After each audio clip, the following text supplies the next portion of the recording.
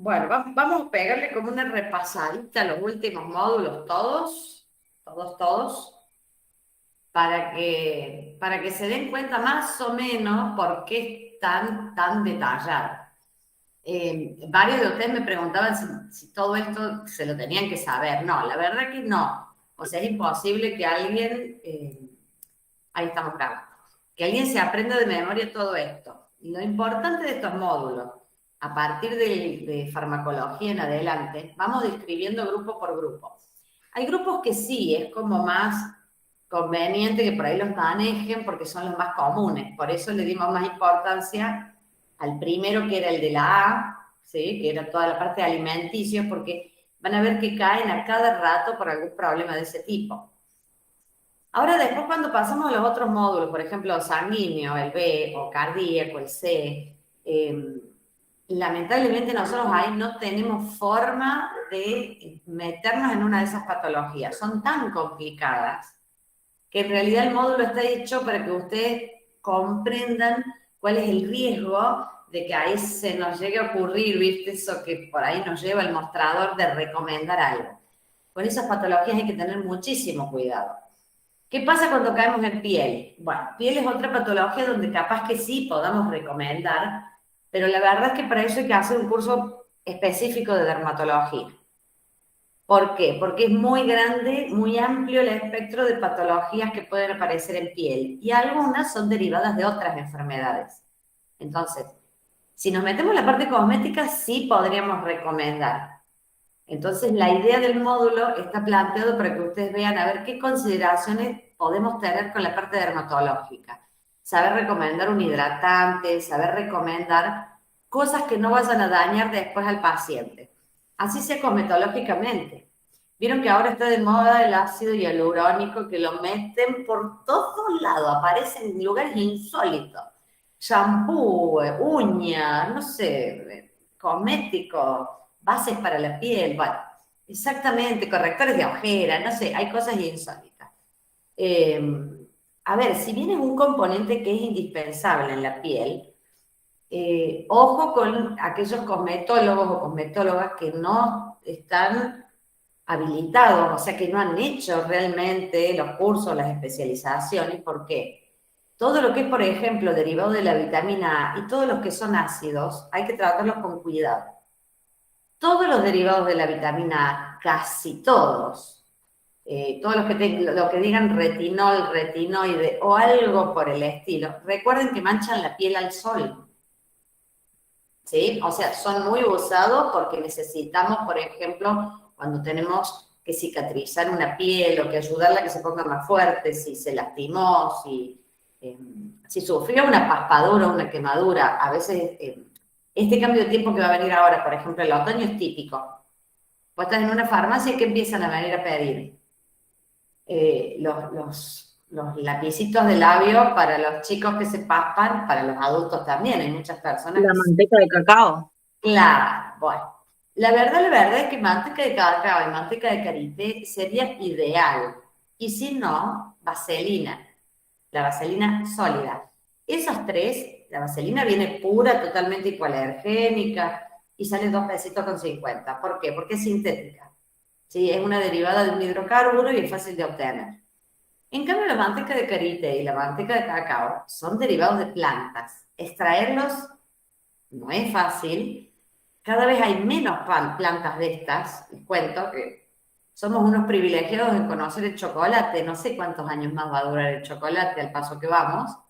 Entonces salen carísimas, las puras, ¿no? Caras, caras, caras.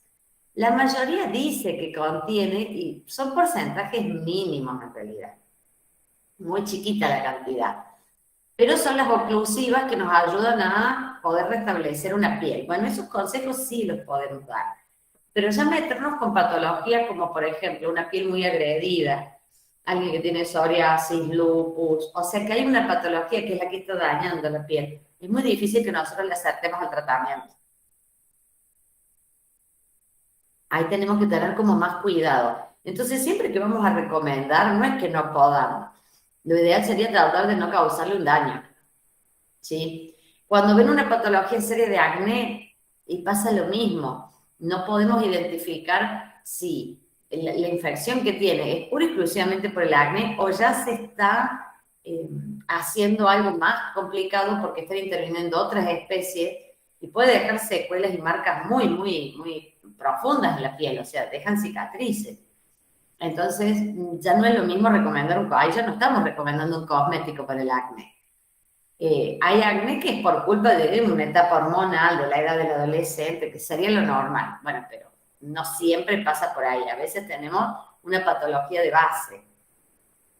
Si nos vamos así de a poquito, pasando módulo por módulo, vamos viendo que en realidad nosotros no tenemos mucha cantidad de cosas que podamos ofrecer o que podamos administrar nosotros desde la farmacia. Sí podemos contribuir a que la gente comprenda cuál es el camino correcto por dónde ir. ¿Sí? O sea, esa es la gran diferencia entre nosotros en la farmacia y el médico. El médico está para el diagnóstico.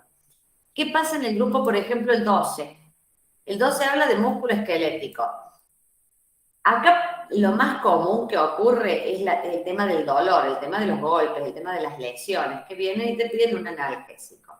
Entonces aparecen los famosos AINES. Cuando ustedes escuchan la palabra AINES, significa analgésico y antiinflamatorio no esteroideo. ¿Por qué? Recuerden que en los primeros módulos vimos la diferencia entre antihistamínico, corticoide. Y el corticoide, la palabra que ustedes tienen que asociar directo con el corticoide no es solo alergia, es que es un antiinflamatorio por excelencia. Pero tiene que ser recetado por un médico. El corticoide no es un juego, puede traer problemas cardíacos, puede traer problemas en la absorción de calcio en los huesos, o sea, no es algo para tomarlo y darle tiempo y darle años tomándolo sin saber lo que estamos haciendo. Entonces, cuando tenemos un problema muscular, como yo siempre digo, si no hace 3 meses que no vamos al gimnasio, de golpe ahora vamos al gimnasio 2 horas seguidas y sí, vamos a volver, a los 2 o 3 días vamos a hacer un atadito de tirones y dolor por todos lados. Entonces ahí sí nosotros podemos intervenir en la analgesia. ¿Qué analgésicos? Bueno, los que no sean esteroideos, o sea, no que tengan que ver con los corticoides. ¿Cuáles son las familias? Bueno, ahí viene toda la familia. Bueno, acá les puse una pequeña clasificación del dolor para que vean que nosotros lo que es dolor, digamos por así, entre agudo y normal, o sea, el corto, el dolor que tiene una razón lógica, ¿sí? Que siempre va a tener el dolor un componente psicológico, ¿sí? El dolor no es solamente lo que yo siento físicamente, sino cómo lo percibo yo también. De eso viene que hay gente que se golpea y vos pones 2 personas que reciben el mismo golpe y no les va a doler igual a las 2. O sea, hay un componente psicológico que no lo manejamos nosotros. Después vienen los dolores crónicos, dolores viscerales, le decimos a todo lo que tenga que ver con las vísceras, o sea, todo lo que tenga que ver con lo que está, digamos, alrededor de la panza, los intestinos y todo eso, para nosotros son vísceras. Los dolores somáticos, ¿sí? Que para nosotros la palabra somática no significa que sea inventado, sino que cuando ustedes lean somatismo en el dolor, tiene que ver con piel, músculo y articulaciones. Más allá de ese componente psicológico que tiene, todo dolor tiene su componente psicológico. Si vos estás más nervioso, capaz que te duele más. O si estás terriblemente asustado, o te duele más o no te duele. Vieron que hay personas que sufren un accidente y por ahí hacen cosas insólitas, que voy a decir, yo no sé cómo aguantaste para hacer eso con ese dolor, con un brazo quebrado, con una lastimadura muy seria. Y la persona en el momento de la sensación de peligro, de miedo, no lo siente el dolor. Después parece que te viene. Horas después empezás a sentir que te golpeaste en lados que ni te acordás. Bueno, eso significa que el dolor tiene un componente a nivel neuronal que todavía no se descubrió bien cómo es el mecanismo, que es la parte que nos está faltando también con los opioides. Y después tenemos los neuronales o los neuropáticos, que tienen que ver con ¿qué? Con una respuesta a una lastimadura, un dolor, un golpe de una rama nerviosa, que puede no ser en el cerebro, puede ser en los miembros.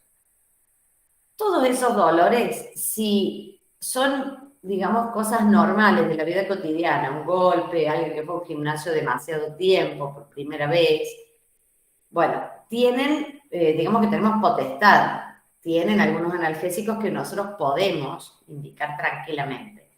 De ahí en más, cuando son cosas muy serias, ¿sí? En especial en los crónicos, hay algo que ustedes tienen que recordar siempre. Cualquier analgésico antiinflamatorio o antipirético, o sea, contra la fiebre, porque analgesia es para dolor, antiinflamatorio es para una inflamación y antipirético es para bajar la temperatura del cuerpo. El uso de cualquiera de estos tres en cualquier situación. Hoy me duele un poco el estómago, me cayó mal la comida, o sea, todo ese tipo de cosas que deberían ser medianamente normales.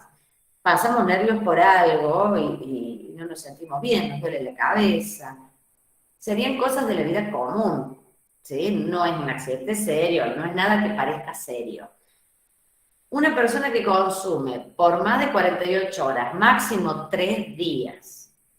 El número 3 es para nosotros la clave. Si desde que lo empieza a tomar hasta ese tercer día no nota mejoría y vuelve a aparecer el dolor, o la inflamación no baja, o la fiebre no cede, ya que vuelven los episodios de fiebre, quiere decir que lo que está pensando ese paciente no es real.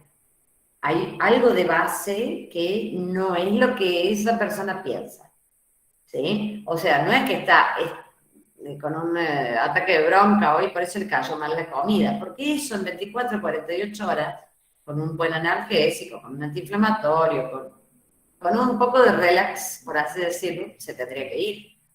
Si es un sobreesfuerzo del gimnasio, en 2 días baja una inflamación de un tendón, una mala fuerza, eso baja, disminuye, no puede aumentar ni quedarse.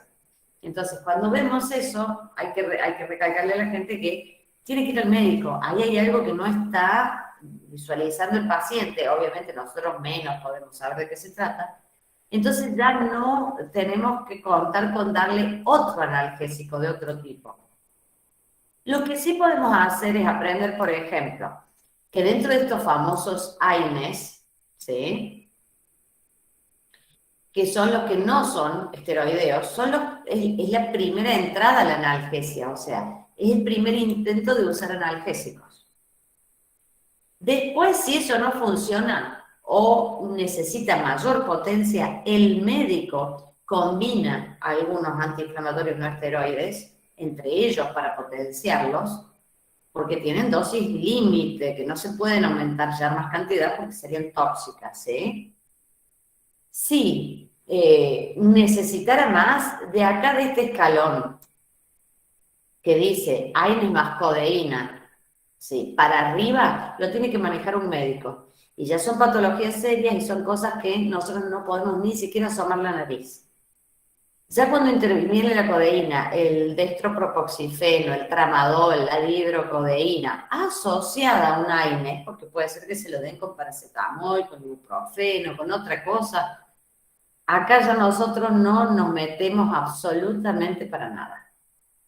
¿Qué es lo que sí nosotros podemos indicar? Por ejemplo, tanto en un adulto como en un niño, a veces hay infecciones virósicas, bacterianas, que suelen desatar episodios de fiebre muy grande, o muy brusco, muy alta la fiebre, o que se repite mucho en el día, y por más que bañen o le hagan paño frío a la criatura o un adulto mismo, no consiguen bajar con facilidad la fiebre, se pueden intercalar algunos de estos. ¿Por qué? Porque son de distintas familias. El paracetamol tiene un mecanismo de acción y es analgésico y antipirético. Entonces, por ejemplo, a una criatura con la dosis que corresponde al peso que tiene, ¿no?, se le puede dar paracetamol y a las 4 horas, si la fiebre es muy persistente, se le puede dar ibuprofeno. No novalgina. Si no indica el médico, novalgina no va. Si lo indica el médico, es otro cantar. El médico sabe por qué lo está haciendo, o ya conoce la criatura, o el tipo de patología lo necesita. En un adulto sí puede usar Novalgina.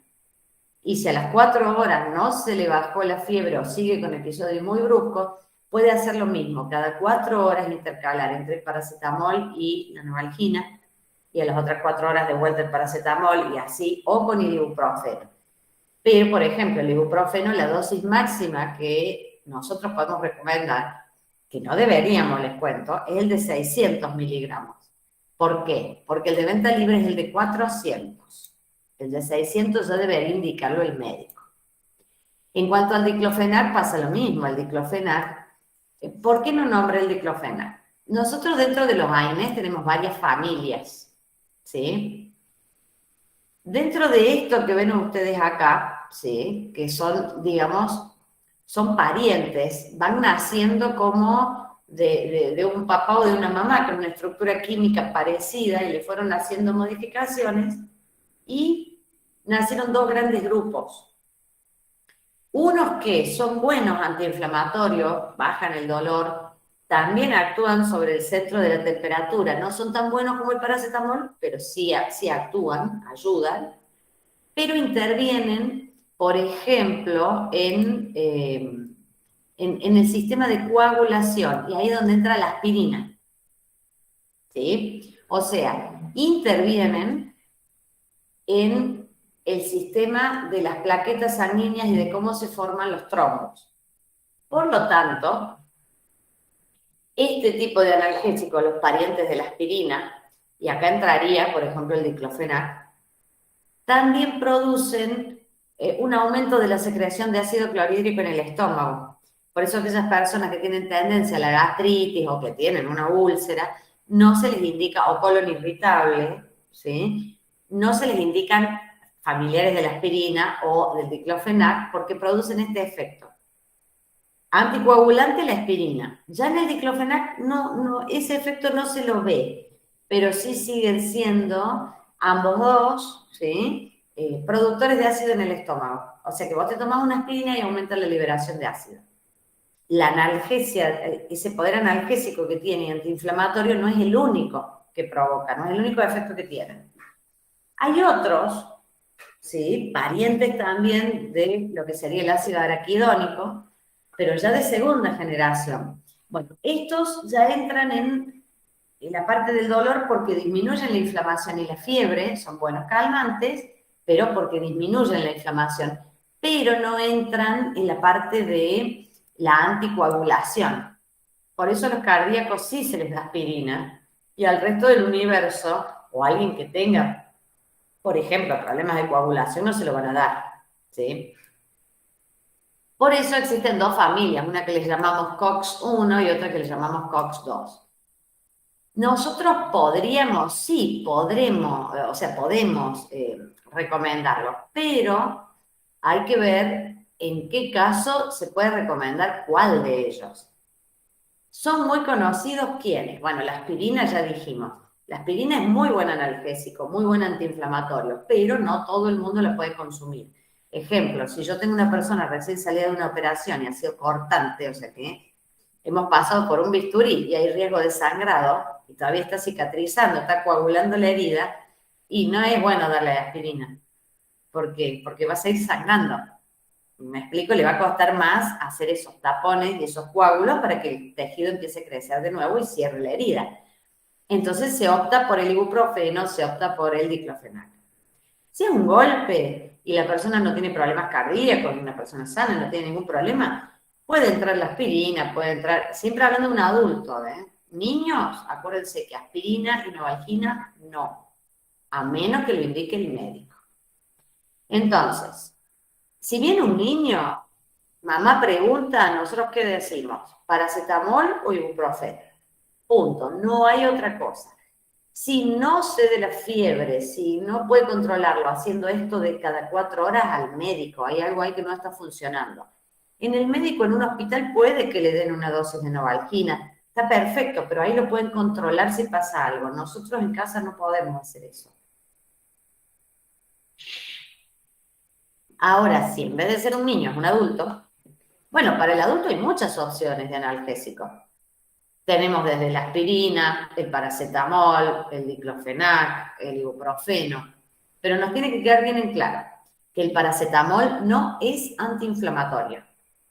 Entonces, el paracetamol puede andar bien para un dolor de cabeza, para la fiebre, incluso para el dolor de huesos, ¿sí? Por un golpe. Pero si el golpe está provocando una inflamación de un músculo, de un tendón, o ¿sí? Se hincha, yo me golpeé el codo y se hinchó. Mientras esté inflamado, cuanto más inflamado esté, más le va a doler. El paracetamol va a calmar bien el dolor, va a amortiguar el dolor del hueso, pero no va a bajar la inflamación de la zona. Ahí nosotros necesitamos de los otros. Entonces, sacamos el paracetamol o lo dejamos a un costadito y ¿qué tenemos? El ibuprofeno es el que menos efectos secundarios tiene, digamos en ese orden, ¿no? No produce problemas gástricos con el ácido clorhídrico, no produce problemas de coagulación, es el más seguro, por así decirlo, cuando se lo recomendamos a un paciente que no sabemos quién es. Si lo conocemos al paciente, es una persona sana, puede recurrir a la aspirina y al diclofenac, primero la aspirina, después el diclofenac sería un poquito más fuerte, siempre y cuando no tenga problemas ni de coagulación, ni de acidez estomacal, ni nada que tenga que ver con estómago o intestino, ¿sí? El colon irritable, tomar una aspirina o un diclofenac es una bomba de tiempo, porque llega a pasar un poquito más ácida el bolo alimenticio o algo del estómago al intestino, y el daño que puede provocar en el colon es terrible. ¿Qué queda? Queda el ketorolac todavía, sí, pero esos son analgésicos a los cuales yo no me atrevería a recomendar si no sabemos quién es el paciente y lo conocemos de toda la vida. Eso lo tiene que administrar un médico. El ketorolac es muy buen analgésico, pero tiene muchos efectos secundarios, ¿sí? Y está dado solamente cuando es necesario. Tiene algunas idas y venidas que no son apropiadas para que los consuma la gente y se acostumbre a que, como es buen analgésico, lo tome. ¿Va queriendo la idea de los analgésicos? ¿Cómo es el orden más o menos? Sí, Bueno, ¿qué otros hay? Hay un montón más, en realidad. Pero ¿qué pasa? ¿Por qué ustedes no los conocen? Primero porque no son de venta libre, punto uno. Así de simple. El diclofenac viene en varias medidas, ¿sí? En varias dosis. Hay uno de 15 miligramos, hay otro de 50, otro de 75 y otro de 150. El único que es de venta libre es el más chiquito, que incluso viene en varias presentaciones con otras cosas. Si mal no me equivoco, hay una marca ahora dando vuelta de paracetamol que me parece que tiene un poco de diclofenac mezclado juntos. Uno dice, es una locura. No, en realidad lo están dando así a propósito porque, bueno, porque el paracetamol, acuérdense que no es antiinflamatorio, no desinflama. Yo, si necesito desinflamar, necesito otra cosa. Ahora, la cantidad que tiene, a eso quería llegar, en esa dosis que lo venden, que es un comprimido, la verdad que como no tomarlo, digamos, casi, ¿eh? Así que yo, por ética profesional, no lo recomendaría a ese medicamento. Porque no es ni chicha ni limonada. O sí, sea, hay uno que se llama Dioxaflex Forte, contiene 50 miligramos de diclofenac y 500 de paracetamol. bueno, pero ese sí, pero ese no es de venta libre. No, no, ese es el que aparece primero de todo buscando en Google. Ese es el que aparece primero de todo. Pero, no, pero ahora hay otro que le han puesto, no sé si 15 miligramos. Mira, si no es diclofenac, tiene que ser ibuprofeno. Alguno de los dos que está mezclado con el paracetamol. Pero está poquita la cantidad que tiene, que es irrisorio. Es como el alical. Vieron que viene el carbonato ácido con sabor a frutas, con esto, con lo otro, y viene una pastillita. ¿Qué tiene la pastillita? El que viene con el efervescente, Sí, paracetamol creo que tiene.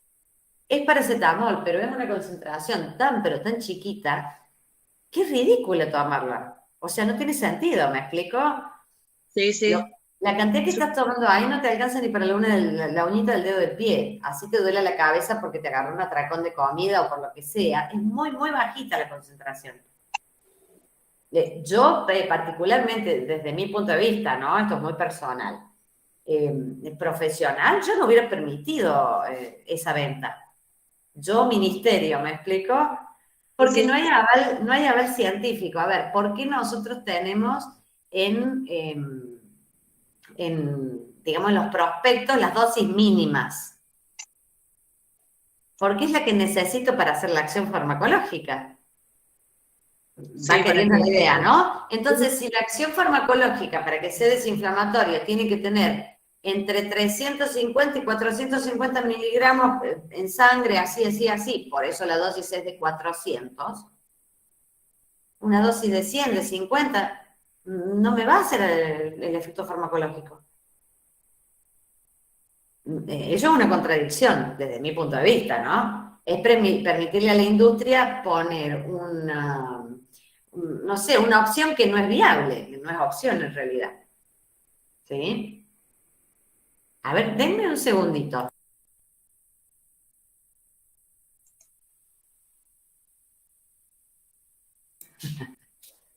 Mensajes de último momento. Así andamos. A las corridas, como muy viernes. Sí, Sí, nos sí, pasa. tal cual. Bueno, entonces, nosotros acá tenemos varias familias involucradas, pero ustedes no conocen ni la mitad de los que existen. O sea, dijimos que, fíjense lo importante, trabajan a nivel del sistema nervioso central. Sí, Por eso es que nosotros tenemos cuidado con los niños, con la aspirina y con la novalgina.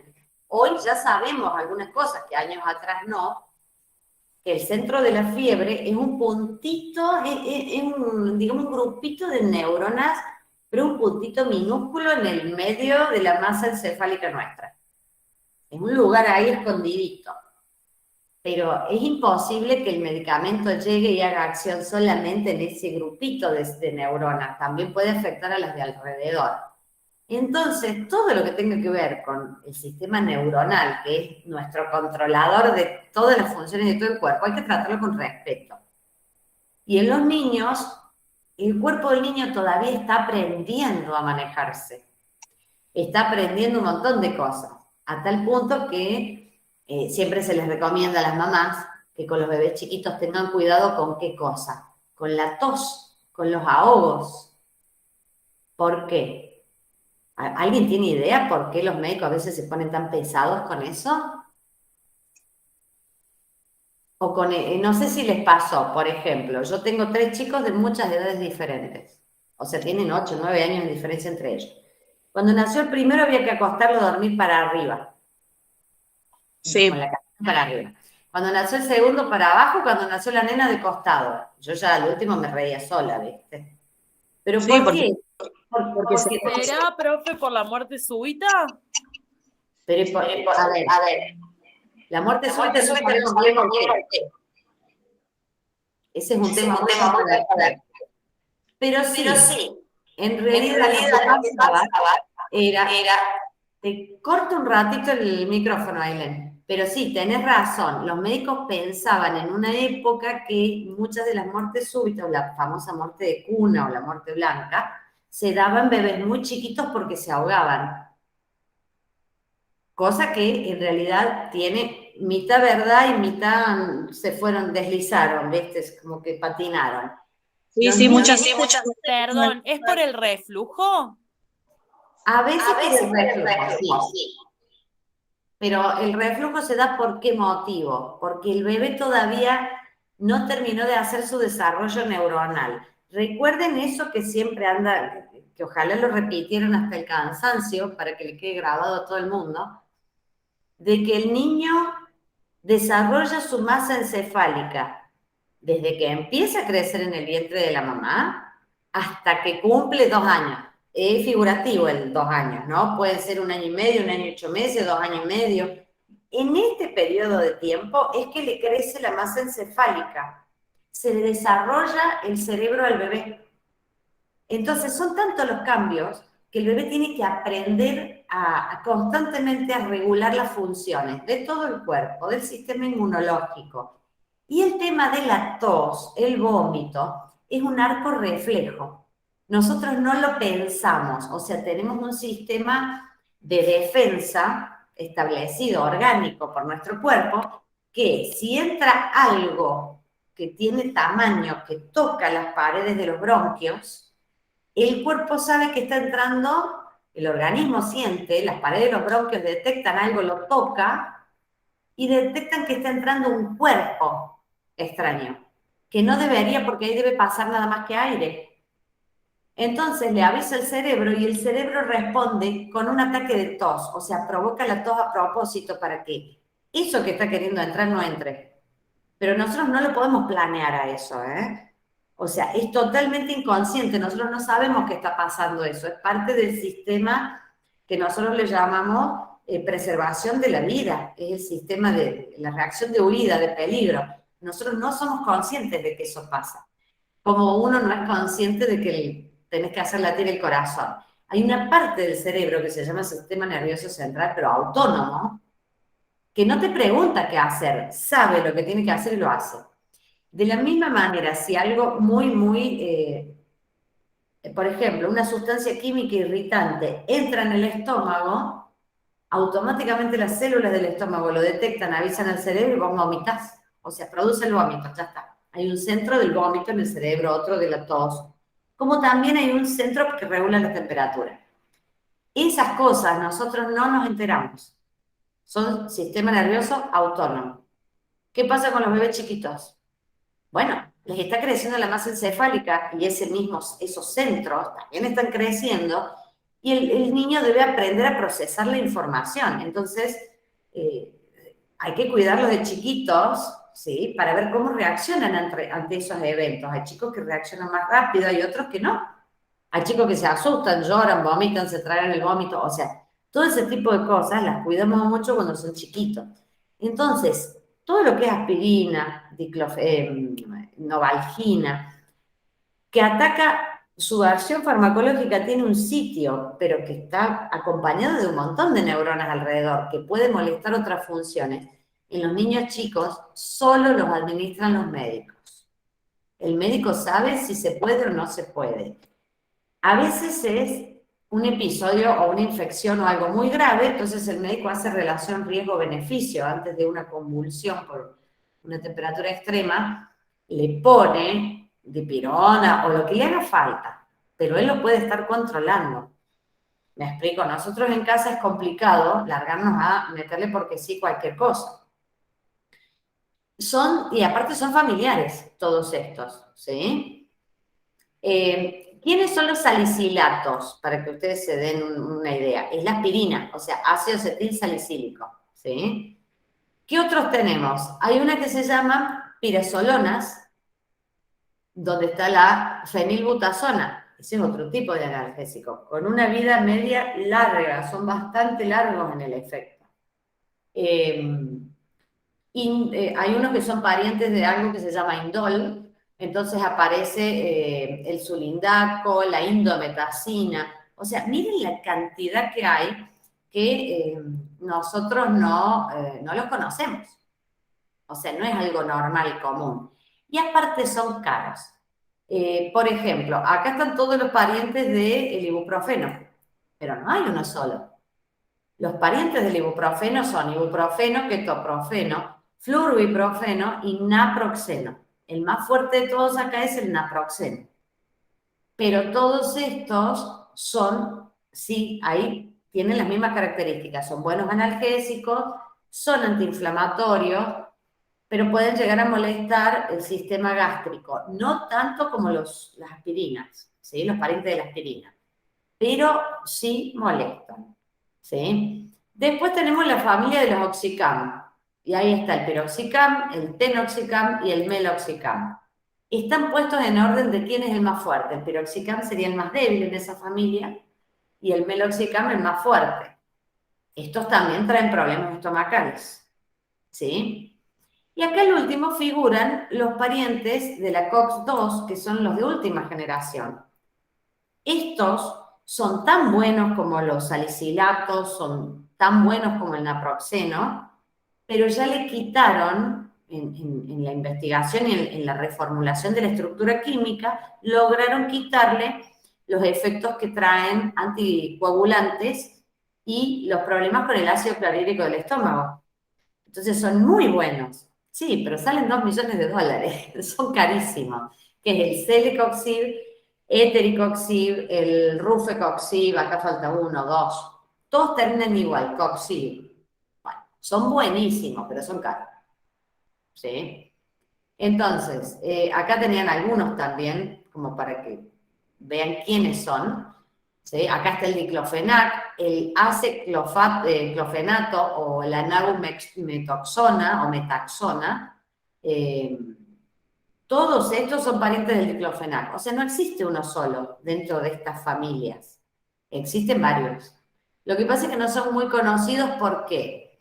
Porque cuando a la industria se le pone empezar a usar uno, lo explotan hasta que ya no puede más.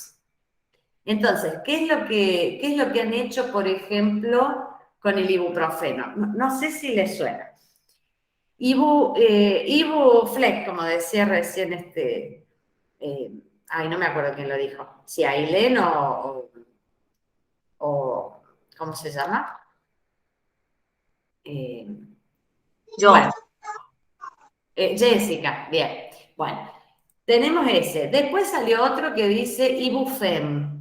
Después, de fem, de femenino, ¿no? Después decía Ibu no sé cuánto, Ibu Evanol 400, después Ibu Evanol Forte, después Ibu, o sea, si yo les recomiendo que lean las cajas. El Ibu Evanol, el Ibufem, el Ibu 400, todo tenía 400 miligramos de ibuprofeno, todos. O sea, ¿había alguna diferencia entre ellos? Y hay dos que eran del mismo laboratorio, que ya era insólito. Esas son las cosas que nosotros a veces, desde los cuerpos de egresados desde la facultad, siempre le decimos, porque tenemos gente de nuestra facultad acá en Córdoba, de Ciencias Químicas, que forma parte del comité de evaluación de la ANMAT, que son los que andan viendo todas las mejoras que habría que hacerle a la farmacopea, que es nuestra ley. O sea que cuando ya se descubre, por ejemplo, el ketorolac que trae tal problema, y hay que sacarlo del mercado, ellos son los que analizan toda la evidencia científica. Siempre les decimos, a ver, no permitan eso, porque eso es, desde nuestro punto de vista, tendrían que ponerle un freno, es publicidad engañosa. ¿Por qué? Porque el ibuprofeno 400 de ese laboratorio salía a 200 pesos y cuando salió el Ibufem salía a 600 pesos. ¿Me explico? Salía 3 veces más. Y era el mismo ibuprofeno, del mismo laboratorio, con 2 cajas diferentes y 2 nombres diferentes. Después sacaron uno que se llamaba Forte. ¿Qué le ponían? Un touch de cafeína. Nada más. ¿Me explico? Y bueno, se puso de moda el diclofenac, sí. Sí, Jessy. Seguía haciendo lo mismo, o sea, cambiaban las cajas, el gramo de... Exactamente, una caja era verde, después pasó a ser verde con celestito, con un azulcito, Sí. la otra color rosita, y decía Ibufen, que todavía debe estar en el mercado, ¿eh? Lo que pasa es que yo, como soy media chinchuda con esas cosas, Sí, están en el... a todos mis pacientes, a todos los clientes, cuando yo tengo que atender a alguien, o a mis compañeros de trabajo y todo, me dicen, ay, ¿será bueno? No, les digo, no es bueno, es lo mismo que esto y esto, ¿por qué gastas plata al vicio? Si es el mismo producto. O sea, ese tipo de cosas para mí sería publicidad engañosa. Entonces prácticamente no le doy bolilla, no lo trabajo. Y si alguien me dice, lo quiero, no sé, tiene que ser una de esas clientas muy caprichosas que si no logré convencerla en todos estos años, bueno, por ahí digo, hasta bien, te traigo uno para mañana, porque yo no lo tengo. Porque es ridículo tener 3 ibuprofenos con 3 cajas diferentes del mismo laboratorio y todos tienen lo mismo. Y aparte me da cosa cobrarle más, ¿me explico? Me da como vergüenza ajena. ¿Por qué le voy a cobrar 600 una si la otra sale 250 y es de la misma empresa? O sea, no hay... ¿Pasa lo mismo con el paracetamol? O sea, el paracetamol, por ejemplo, tiene el Tafirol que vienen 300 cajas, 300 colores. Hay uno que es el que usted dijo, que viene paracetamol con diclofenac, pero solo 15 miligramos de diclofenac con Bueno, el paracetamol. esa, claro, esa, por ejemplo, no, a mí no me parece lógico, ¿eh? Porque 15 gramos de diclofenac no es una cantidad que sirva para algo. Bueno, dice Tafirol Plus, rápida acción, cápsulas blandas, paracetamol y diclofenac. 500 de paracetamol, 15 o 20 era de diclofenac. A mí no, si vos hablas con un traumatólogo, con alguien, te va a decir que es muy poca la cantidad. Es muy ¿Sí? poca. Por ¿Me eso le explico? consulto si es lo mismo que el tema del... Vender como venta libre lo sacó digamos, de la dosis necesaria, porque entonces ya dejaría de ser de venta libre. Sí, sí, exactamente. Es un problema de mercado eso. Yo no lo considero lógico. Si vos querés que sea, a ver, el paracetamol sirve para el dolor y para la fiebre. Si le han puesto diclofenac es porque están buscando el efecto que no tiene el paracetamol, que sería antiinflamatorio. Pero con 15 gramos no desinflamo nada. O sea, miligramos, perdón, no gramos, ¿no? Miramos, sí. No tiene lógica. Si vos querés una acción antiinflamatoria, tenés que recurrir a los 500 miligramos o 400 de ibuprofeno, o tenés que recurrir, y no es una dosis que pueda usarse para niños. ¿Me explico? Porque Sí, está sí. acompañado de 500 miligramos de paracetamol, y esa es la dosis de adulto de paracetamol. O sea, no tienen mucha lógica esos medicamentos. Es más, yo Sí. no estoy muy a favor de ese tipo de cosas si no se sabe bien para qué. Ejemplo, hay varios medicamentos para las migrañas que ustedes los deben conocer. Si hablan con alguien mayorcito de edad en las casas de ustedes, les va a decir que el Tetraargil o dos o tres marcas que eran por ahí parecidas, eran para las jaquecas, eran para cuando te sacaban un diente, para los dolores súper fuertes. ¿Sí? O el Migral, ¿sí? El Migral compuesto, la Migra pipi, había varias marcas. Bueno, uno de los componentes que usa, por supuesto que tiene una acción farmacológica específica, sí, viene para problemas de jaqueca, pero las jaquecas tienen 1001 causas posibles. Así se los digo, ¿eh? O sea, los dolores de cabeza tirando a jaqueca, que son esos dolores punzantes que en vez de ir disminuyendo van aumentando y que pueden llegar o sea, hay varias manifestaciones. Puede molestar el ruido, puede molestar la luz. Llega un momento que una persona se puede tirar de rodillas al suelo del dolor. No podés pensar, no podés hablar, te invade el cerebro el dolor. Eso es una jaqueca. O cuando vas camino a eso, vas queriendo irte a una jaqueca. ¿Sí? Bueno, estos medicamentos tienen algo que se llama ergotamina. Es muy buena la acción farmacológica y se usa, pero se usa para un tipo muy específico de dolor de estas neuralgias, y tiene un efecto secundario que nosotros le decimos efecto rebote. ¿Por qué? Hay algunas de estas neuralgias, de estas jaquecas, que pueden ser producto de un aumento de tensión arterial o de flujo sanguíneo por algo, por ejemplo, por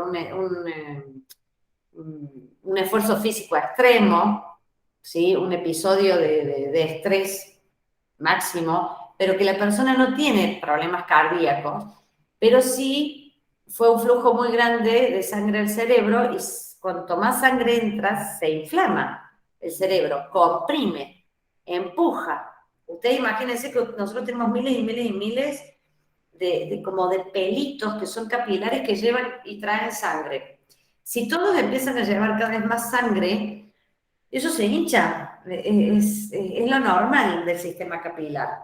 Eso puede llegar a traer jaquecas o las puede empeorar. La ergotamina lo que hace es contraer los capilares, entonces ayuda a aliviar ese tipo de jaquecas o ese tipo de cosas que puede entorpecer y aumentar la jaqueca. Pero después de la segunda o tercer día que se les ocurre seguirlo tomando, obviamente que no son bajo receta libre, pero como nadie los controla, vienen y te los piden, pero te los piden como que me duele la muela, me voy a tomar una migra no sé cuánto, pipi, pipi, pipi. Y resulta que después de 2 días, esa constricción, eso que hizo que se cerraran los capilares, hace que pueda haber un efecto de deshidratación y un dolor por la falta de circulación sanguínea. Y no se te va la jaqueca, te vuelve. ¿Me explico? ¿Por qué? Porque el tipo de jaqueca que vos tenías no tenía que ver con eso, no necesitábamos una desinflamación a nivel circulatorio. Entonces, por ejemplo, esos analgésicos los debe manejar el médico, no nosotros. Entonces, el famoso tetrargil, la famosa migra no sé cuánto, no sé si todos tienen, es más, en una época hay una de las migra le habían pedido que sacara el componente de ergotamina. ¿Por qué? Bueno, porque no es fácil de manejar. Me explico. Lo que pasa es que tenemos esa costumbre, algo nos cayó bien y le contamos a todo el mundo y todo el mundo dice, ay, qué bueno, yo voy a probar. Pero bueno, hoy ya estamos viendo el por qué no está bueno hacer eso. ¿Sí? Tenemos problemitas técnicos. ¿Cuáles? Bueno, la antiagregación plaquetaria, o sea, son anticoagulantes, todos los parientes de la aspirina, ¿sí? Son de carácter ácido, algunos de ellos. Entonces, fíjense, tienen potencia baja. ¿Por qué le decimos potencia baja? Porque puede que a las 2, 3, 4 horas empieces de vuelta a sentir el dolor. Entonces, actúan rápido en el momento, pero disminuye rápida la acción, ¿sí? ¿Quiénes son buenos, que tienen una acción analgésica que se siente? Vos lo tomás y a los 20, 30 minutos lo sentís la diferencia. Bueno, ahí tenés el diclofenac, la indometacina, todos los que tengan que ver con el oxicam. Pero ojo que también se eliminan rápido. Así que la persona que tiene un sistema de hígado y de riñones muy bueno, puede eliminarlos con rapidez. Potencia intermedia y eliminación intermedia quiere decir que no son súper analgésicos, no tienen una fuerza bárbara, pero duran en el tiempo. Hay uno que se llama diflunisal, que es pariente de la aspirina, pero me va a dar acidez de estómago, ¿eh? Y los que tengan que ver con el naproxeno. Y los que realmente tienen una potencia terrible y una eliminación lenta, duran en el tiempo, así que puede que te lo den una cada 12 horas o uno por día, es el meloxicam, el piroxicam. Y tenemos los que no tienen carácter ácido. Y ahí es donde nos aparece a nosotros, ¿quién? El paracetamol. ¿Por qué? No me va a traer problemas del estómago, no tiene problemas con la coagulación sanguínea, pero fíjense que figura como potencia baja y encima eliminación rápida. O sea que me va a durar poco el efecto. ¿Sí?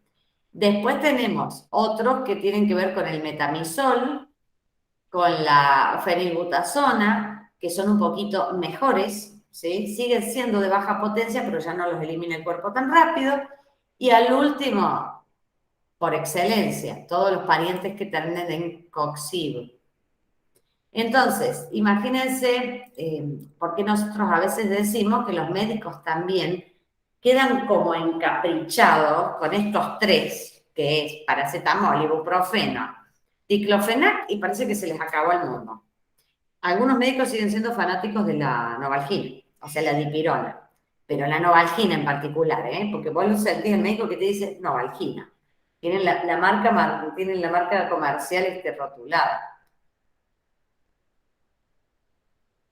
Hay muchas opciones para la analgesia del primer escalón para el médico.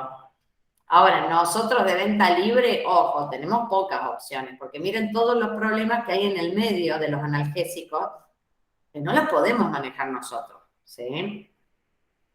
¿Son más seguros como antiinflamatorios que los corticoides? Sí, obviamente que sí. Muchos de ellos no intervienen, no tienen problemas de coagulación, no tienen problemas de acidez estomacal, pero lo mismo tienen problemas de dosificaciones altas y de intoxicaciones. Así que por eso no son de venta libre, ¿sí? En muchos de ellos, por ejemplo, tienen problemas para ser digamos, prescriptos al mismo tiempo que los medicamentos de la diabetes. Y sin embargo es muy normal que venga cualquiera a comprarte un ibuprofeno y nadie le pregunta si es diabético. En realidad hay otras opciones. ¿Está bien que son más caras? Sí, es cierto. Toda la familia de los Coxib son carísimas. Las reconocen poco las obras sociales y algunas obras sociales directamente no las cubren. Pero a ver, hay otras opciones. Ahora fíjense, todos los que terminan en Coxib, hay 2 de ellos, por ejemplo, que los estamos examinando, que los vienen viendo, ¿por qué? Provocan una constricción de las venas, entonces a las personas que tienen problemas cardíacos no estaría bueno que le demos esto, ¿sí? No estaría bueno que tome esto. Sí, si tiene una úlcera, ¿por qué? Porque no le va a dañar la parte estomacal. Entonces, si ustedes tienen que recomendar, bueno, embarazo, nada, así, nada, rotundo. ¿Me explico? Lo único que puede tomar una embarazada es una dosis de paracetamol, porque es de noche y no puede irse hasta el médico. Y al otro día de la mañana tiene que ir al médico si tiene un dolor, tiene que ver que sea lo que ella está pensando que es. Yo siempre les hago acordar a todos. Algunas de las que acá andan con los niños dando vuelta me van a decir que sí. Cosas que no les pasaron en su vida, les pasaron cuando estuvieron embarazadas. O sea, el cuerpo de la mujer cambia tanto que la mujer desconoce su propio cuerpo. Si antes un dolor de cabeza era por haber comido mucho, ahora puede ser otra cosa. Entonces hay que tratar de inculcarle a las mamás que tienen que hacerse controlar por las dudas, para quedarse tranquilas, no ir y consumir un analgésico. La embarazada lo único que puede tomar es, ¿cómo es que se llama? El paracetamol. ¿Sí? ¿Paracetamol? Sí, sí, ese. Nada más que paracetamol, pero no tampoco una semana entera. ¿Me explico? O Sí, sea, sí. tiene que ir a control para ver qué está pasando, por qué le duele lo que le duele. Punto. ¿Sí?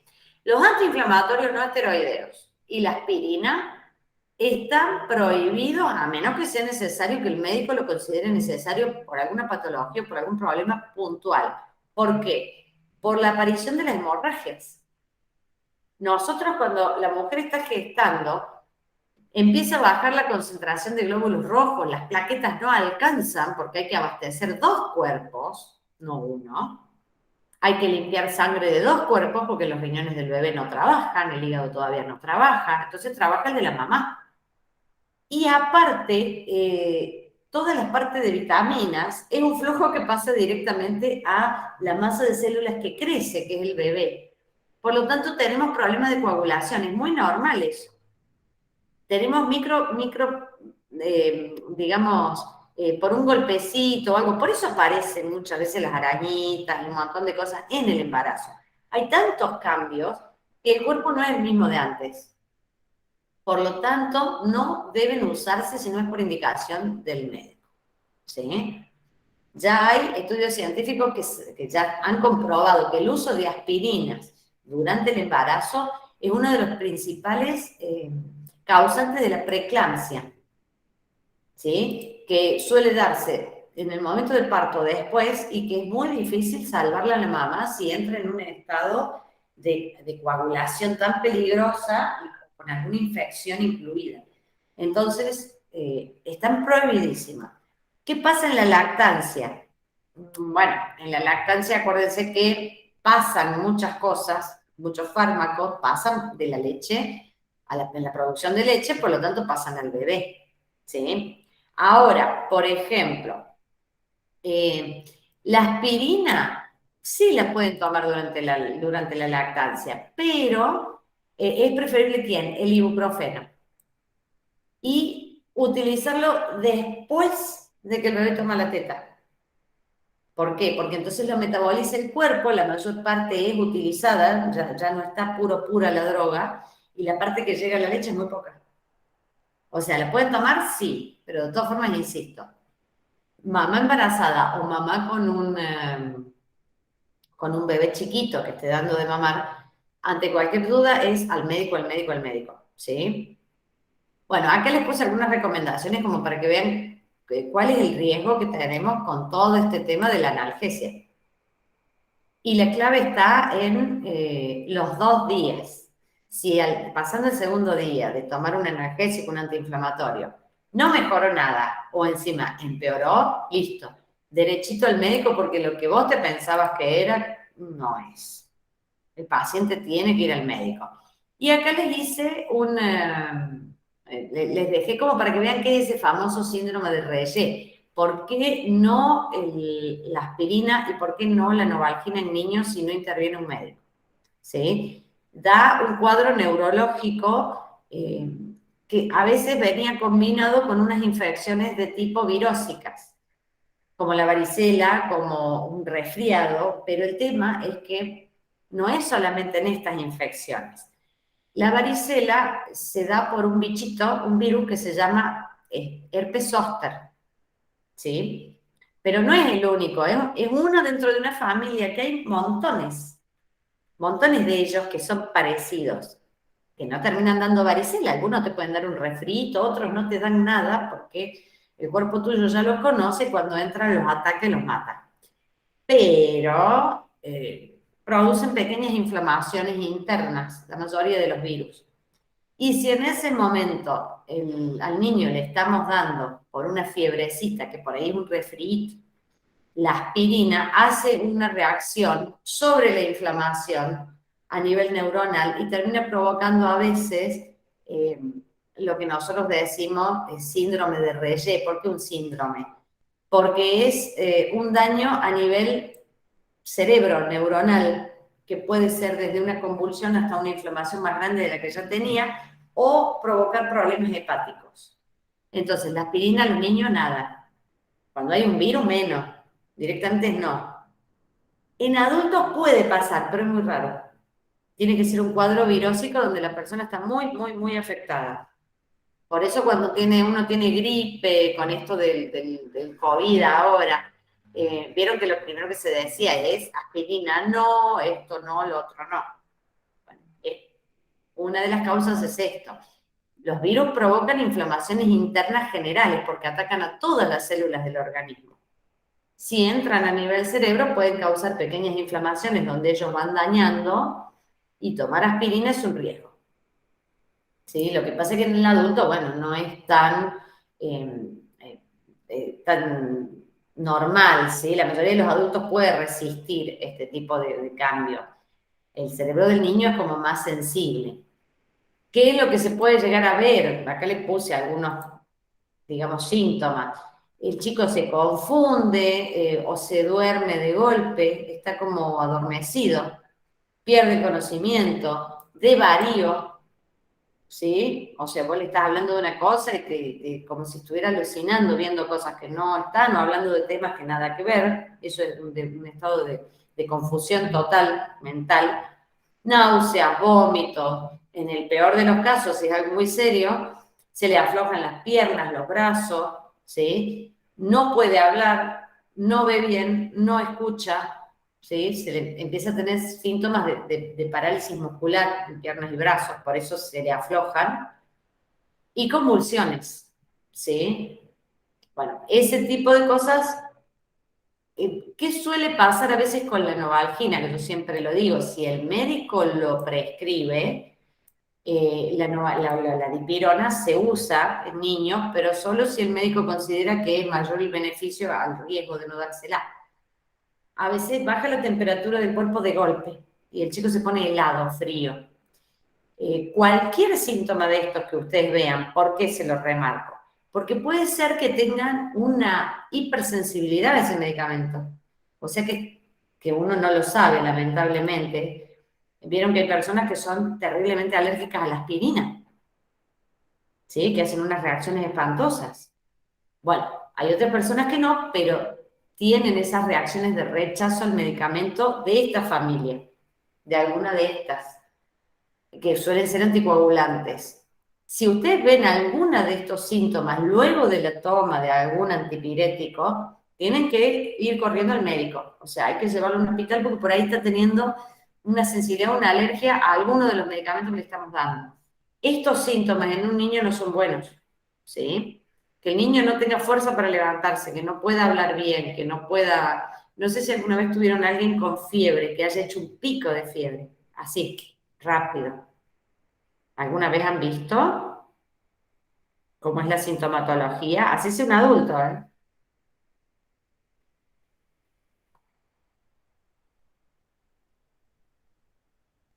¿No? O sea, han estado... No, profe. No. Bueno, Bueno, es... no, No, bueno, es muy, muy parecido a cuando empieza un diabético con un pico de azúcar, se desorientan. Estamos hablando de cuando rozamos los 40. Te cuesta hilar una conversación, o sea, quieren hacer una oración y están todas mezcladas las ideas, no entender qué es lo que te quieren decir. Y tienen la posición del cuerpo como que el cuerpo les pesa. Y empiezan a aflojar los brazos, o sea, de estar así, yo con ustedes, empieza el brazo a hacer esto y tienden a aflojar los brazos y dejarlos caer. Esos son síntomas de debilidad muscular, que se dan también en un adulto, ¿eh? Cuando un adulto pasa el pico de fiebre, lo primero es el chucho de frío, que empiezan a tiritar. Pero en algunos casos el pico es tan rápido, tan brusco, que es muy poquito el tiempo que empiezan a hacer esto, se comprime el cuerpo, como si se endurecieran todos los tendones y se achicaran, y tirita el cuerpo y no lo podés controlar. Pero si el pico es muy fuerte, muy rápido, comienza los problemas de los sentidos, los órganos de los sentidos, vista, oído, ¿sí? El habla, no los podés controlar. Entonces, por ahí vos le hablas y no, capaz que no te entienden, no te están escuchando. Bueno, si ustedes ven alguna de estas reacciones en alguien después de la toma de un antipirético, un analgésico, un antiinflamatorio, hay que tener cuidado. Se está desatando una reacción tipo alérgica. ¿Sí? Y la dipirona suele hacer esto de que vos le tocas la piel y está húmeda y fría, pero fría, fría. Te da como impresión, puede decir, como estaba volando en fiebre y en 2 segundos se puso helado. Bueno, esas no serían buenas noticias. Estamos frente a una reacción de rechazo al medicamento o a alguno de sus fármacos. Bueno, fíjense, los AINES, ¿sí? Pueden asociarse a los corticoides, o sea, cuando un médico hace una terapia de dolor puede haber asociaciones entre ellos, pero las tiene que, digamos, controlar un médico. Entonces, lo primero que sale, por ejemplo, con los antiinflamatorios no esteroideos es ojo con que con los pacientes mayores de 60, con antecedentes de úlcera, hemorragias gástricas de cualquier tipo, intestinal, artritis reumatoidea, con el alcohol, con el tabaco, con las enfermedades crónicas. O sea, todo esto es para tener cuidado. Y con las asociaciones de anticoagulantes, porque sabemos que ellos son anticoagulantes. Riesgo relativo en cuanto a qué? A los problemas gastrointestinales. Miren, el ibuprofeno, yo arriba de todo hubiera puesto ¿cómo se llama? El paracetamol. Pero bueno, estábamos comparando estos que son todos familiares, están dentro de la misma línea de acción. Todos son, quien más, quien menos, tienen problemas gástricos. El ibuprofeno es el más livianito, pero también te va a traer algo de posible acidez de estómago. Después viene la aspirina, miren el diclofenac, o sea, a medida que aumenta la potencia del analgésico, aumenta el problema gastrointestinal que nos va a dar. Así que cualquiera que busque un antiinflamatorio lindo, fuerte, así va a ser también el ardor de estómago que van a tener si lo toman por más de 2 días. Eso es clavadito, ¿eh? Obviamente, si lo necesitamos, el médico verá qué dar para tratar de proteger un poco el estómago de esa liberación excesiva de ácido que sabemos que va a ocurrir. ¿Sí? ¿Dudas hasta ahí? ¿Va queriendo? Sí, sí, sí, sí. Sí, Todo profe. bien. O sea, como ustedes verán, hay un montón de antiinflamatorios y de analgésicos que nosotros podemos manejar 3, 4, mucho más no. Ahora, después vienen los famosos relajantes musculares. Ojo que los relajantes musculares son parientes, muchos de ellos, de los psicotrópicos. A dosis muy chiquititas, ¿sí? El Pridinol, las benzodiazepinas en general, y acá me está faltando una, ya la vamos a buscar, los derivados del ácido pancurónico, son psicotrópicos, así que no son para manejo de calle. No es que toma lo que esto te va a hacer bien, no, imposible. Sí, se usan para cualquier síndrome que yo necesite relajar un músculo o un tendón, sí, sí, sí. Se usa tranquilamente en cantidades muy chiquititas, muy poco miligramos, pero todos tienen acción a nivel sistema nervioso central. Así que cualquiera de estos que vengan en una formulación, ya sea que vengan combinados con ibuprofeno, con diclofenac, con alguna ¿Sabe, profe? Una vez me pasó, hace poco, que me dolía mucho el cuello, me había agarrado como una, no sé, una contractura, qué sé yo, y me tomé 2 diclofenac de 75 que tenían peridinol. Quedé dada vuelta, o sea, no me podía ni parar. Claro. ¿Cuál es el tema? Que la gente no asocia el Pridinol, por el nombre que tiene, no lo asocia con el efecto de las benzodiazepinas, no lo asocia con el efecto de un sedante, que es lo que realmente son. ¿Me explico? Claro. El tema es que, primero, el nombre no es parecido. Y segundo, ojo que son fuertísimos, el Pridinol es fuertísimo. Igual que el otro que habíamos marcado ahí, los derivados del ácido pancurónico. El carisoprodol igual. No son de la familia de las benzodiazepinas, por eso no terminan como las otras, alprazolam, diazepam, pipipi, pam, pam. No terminan así porque son de otra familia química, pero el tipo de acción va directo al sistema nervioso central. Y la cantidad de miligramos que necesitas de los dos primeros, ¿sí? Del carisoprodol y del Pridinol, es muy poquita, ¿eh? Así que imagínate si tomáramos dosis grandes. Son muy, muy buenos anestésicos. Muy, con M grande. La gente no los conoce, no se da cuenta. Había uno que venía en una caja azul, ya te voy a decir, que en una época era muy popular y todo el mundo decía Flexicamin. Venía Flexicamin B12, pipipipi. Bueno, la gente se pensaba que era algo común y corriente, que era como venir a comprarme hierro para una anemia. Me explico, me caían y me decían, ese que dice B12, como le escuchaban B12, y era para el dolor, se pensaban que venía con alguna vitamina, y ya que estamos lo tomamos. Y fue muy difícil en una época hacerles entender que no era un medicamento común y corriente, que no lo podían consumir como agüita.